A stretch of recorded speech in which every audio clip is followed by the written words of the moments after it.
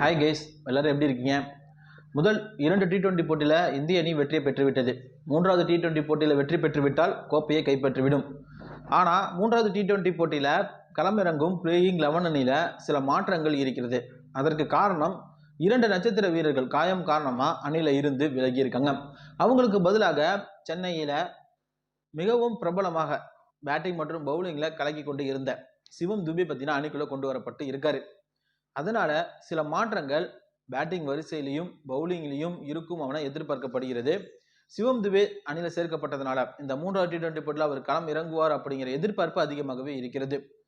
இந்த 3வது T20 போட்டியை வெற்றி பெற்று கோப்பையை கைப்பற்றும் முனைப்போட இந்திய அணி பார்த்தீங்கன்னா இன்றைய போட்டியில களமிறங்க இருக்கிறது. அதனால இந்த 11 பேர் கொண்ட இந்திய அணி தான் களமிறங்கவும் இருக்கிறது.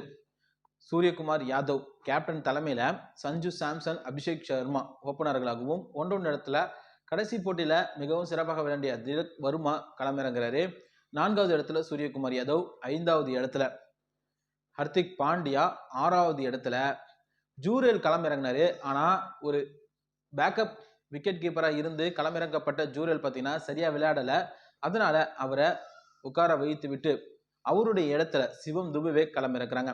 7வது இடத்துல அக்ஷர் பட்டேல், 8வது இடத்துல வருண் சக்கரவர்த்தி, 9வது இடத்துல ரவி பிஷ்னாய், 10வது இடத்துல வாஷிங்டன் சுந்தர், 11வது இடத்துல ஹர்தீப் சிங்.